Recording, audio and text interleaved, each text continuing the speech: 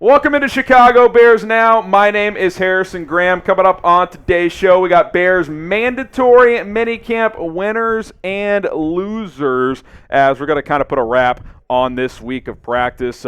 Everyone was at least in the building in attendance. Some guys missed some practice again today. We'll recap all that as well. But kind of putting a wrap as things slow down between now and training camp. Let's talk about the quarterback, Caleb Williams, firmly in the winner category. Not because he necessarily dominated or anything, but I think it's pretty clear he's gotten better each and every day, each and every week. He's getting more and more comfortable. Matt Eberflus continues to be impressed. Threw a couple of nice touchdowns today, according to reports. Really rifled one to DJ Moore in the back of the end zone in a tight window, which is nice. And then he found Rome Odunze for another touchdown as well. We'll talk about Rome in a second also. But Matt Eberflus continues to be impressed with the USC product. He said, Caleb is a talent, a very good talent. His game will go to where it needs to be. I want him to see that in front of him. The window's closing, the variation of what we do on defense. And this quote was based on, hey, why are you having Caleb always go against the first team defense? And he's basically saying, A, he's ready for it, and B, that's how you're going to get better, and that's what you're going to face in this league, right? High-level starters. And something that's really stood out to me, and I tweeted this earlier, is that Matt Eberflus, he is all in on this quarterback, but he's also all in on him publicly. He's not tempering the expectations around Caleb Williams. If anything, he's adding fuel to that fire. Yeah, he's talented. Yeah, he's pretty damn good. We expect him to be a good player. So I like that approach. It's why mess around? And you felt a shift this offseason with where things were going, and I think a big shift, and it may not seem like much, but he was asked right after he was drafted, is Caleb the starter, or does he have to earn that in practice? He's like, no, he's the starter. It's yes, thank you. Why mess around? Drake May was taking damn QB3 reps behind Bailey Zappi and Jacoby Brissett. I get Brissett in that situation, but Zappi, stop fucking around. Chicago's not doing that, and I, for one, appreciate it. They shielded Mitch Trubisky. He was the third-string guy in his rookie training camp. Guy was a number 2 overall pick. Come on, guys. It's just nice to see just basic competence here, and I think that's something that you're seeing. Caleb said this as well. He was asked about, hey, where do you feel like you're at? How do you measure progress this time of year, this quickly on the job? And he said, first, I ask questions. I ask questions to coach. I ask about my progression. I ask where he wants me to be, where I should be, and then obviously I have my own goal set for myself, and that's to be perfect. Obviously, you strive for something like that, and you don't ever reach it, but you keep striving for it. Whether it's a day that I like or a day that I don't, there's always good and bad in it, so just finding my balance and reaching and striving for my goal. You go listen to the 10 minutes he talked today. This was just a snippet of it. The kid just gets it. I mean, he walks to the podium, and he very, nicely and confidently says, hey, how's it going, everybody? I know it's been a couple of weeks. Just just a off-the-cuff meet and greet type of deal. He understands what it means to be in the spotlight and to be a franchise quarterback. Now, we haven't seen him play a game yet. We don't know if he's going to be great on the field. I think he's got a damn good chance to do so. But, the more that goes on, the more evidence of all that garbage we heard before the draft was just that garbage. I mean, he just understands. He was asked later, he was like, yeah, I think we're going to be pretty good, pretty damn good, but right now it's putting our heads down, we're getting the work in. We got a long way to go. So I think he's wired the right way. I think he believes in himself. I think these teammates are gravitating toward him. Jaquan Brisker pointed him out today, and if you remember, Brisker was one of the most vocal people about keeping Justin Fields. I think it just goes to show how quickly this kid has captured the attention of his new teammates. Show Caleb Williams some love. Get the 18s going in the comment section below. He's been fantastic early on here, checking all the right boxes. Flus likes what he's seeing. The offense looks better and better. I can't wait for training camp. All right, how about his fellow first-round pick mate, Rome Odunze? Got to put him in the winner category as well. Matt Eberflus, this stood out to me. Matt Eberflus was asked, who, if anyone, has stood out the most this week at Mandatory Minicamp? He said Rome Odunze.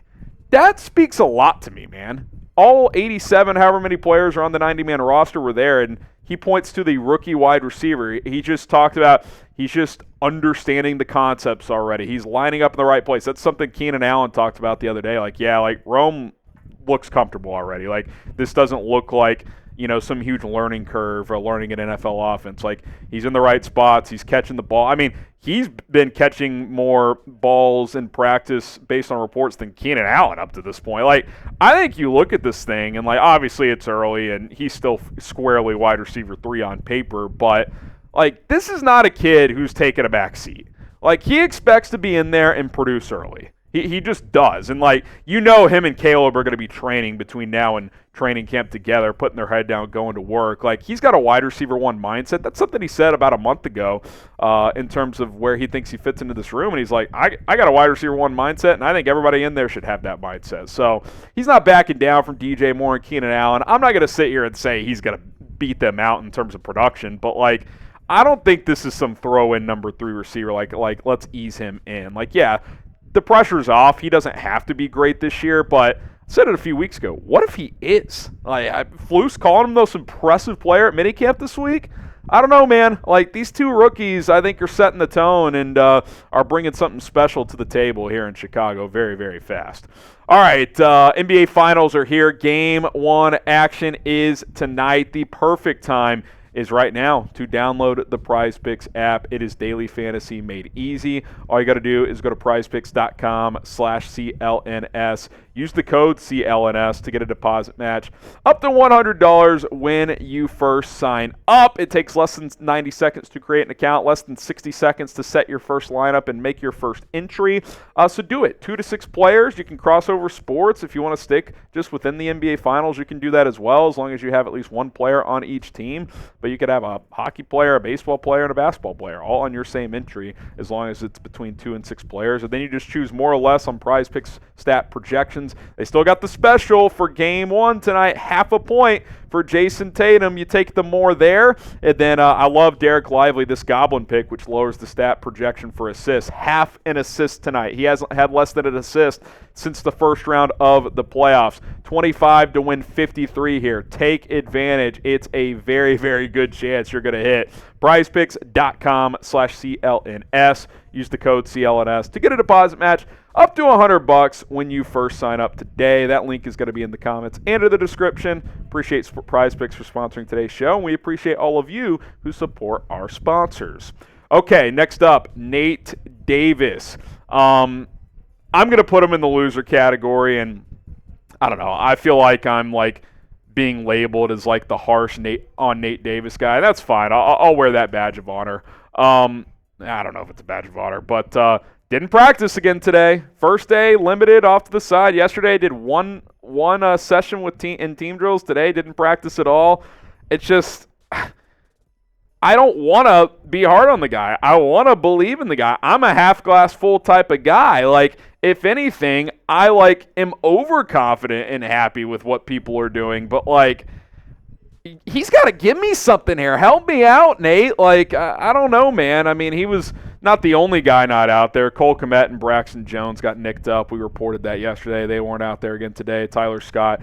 Kyler Gordon, Flus said, woke up with something, but none of these are significant, according to Flus. So, again, I mean, I don't think this is season-altering stuff, but, with Nate Davis, I guess I'll just leave it at this.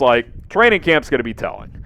If day 1 of training camp gets here and he's not ready to rock, that's going to be pretty disappointing. And I guess I'm just at the point where it's it wouldn't surprise me. It would be more surprising if he went out there and had an awesome training camp. I hope he does.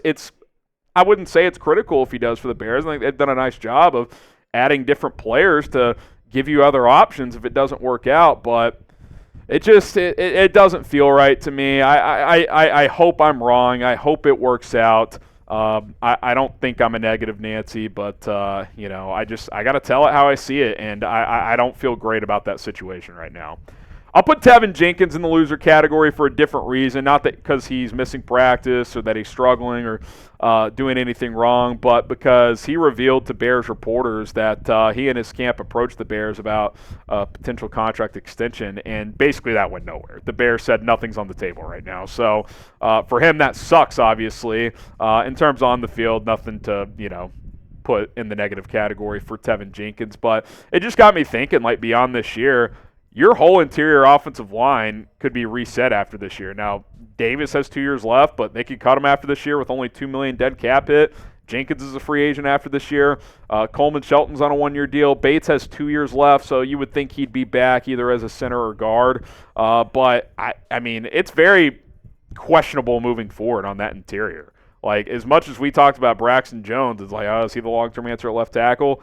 You probably feel better about that situation than the interior beyond 2025. Now, maybe Karan Amagaji becomes one of your starting guards, the rookie out of Yale who played some guard in college. That certainly could be an option. But, obviously the focus is 2024. But moving forward, it's like that interior, like, 2025 could look a whole lot different depending on how this year goes. Subscribe to the channel. We'll continue to give you off-season coverage every single day. All you need to do is hit that subscribe button. It's youtube.com/BearsNow. We will continue to crank out videos on a daily basis here, so appreciate everybody showing love and support. All right, Matt Eberflus. How about the Flusy Flus? Put him in the winner category. He just, and this has really been all offseason, I feel. And, his new headshot there, he's got the aura. He just feels like a different guy. I mean, he really does. Like, he's way more relaxed. He's way more comfortable. And he goes out there today, for you golf fans out there who would get this reference, he cracks a joke and says, what do you guys think? Was that a 2-club wind out there? Jeez. Basically just saying it was super windy. Balls were kind of getting sprayed around. It was all over the place. Yeah, I mean, he's cracking jokes. He's funny. He's relaxed. He's divulging more information than ever before. Like, it's nice. It's nice. Now, again, you got to go win games, but, for June 5th, 6th, whatever day it is, I feel pretty good. The vibes are high. So shout out to Flus, and shout out to Flus, too, working out a deal with the Bengals. They're going to have a joint practice on August 15th before the preseason game on the 17th. So that'll take place in Chicago, by the way. So that'll be fun as well. So vibes are high for Flus. Again, the vibes aren't really low for any team this time of year. So it's kind of hard to find negative stuff, which, hey, that's a good thing, right? None of us want negativity in our life. But we got to be honest when it's there, like the Nate Davis situation. Not great. The overall vibe of the team is definitely very, very good at this point in time. Who do you guys think has been the biggest winner of the Bears offseason? Let me know in the comments section below. You could argue Flus, new look, roster making much improvements. Like, a lot of people would have fired him after 2 years. He gets this third year, feels like kind of a second chance.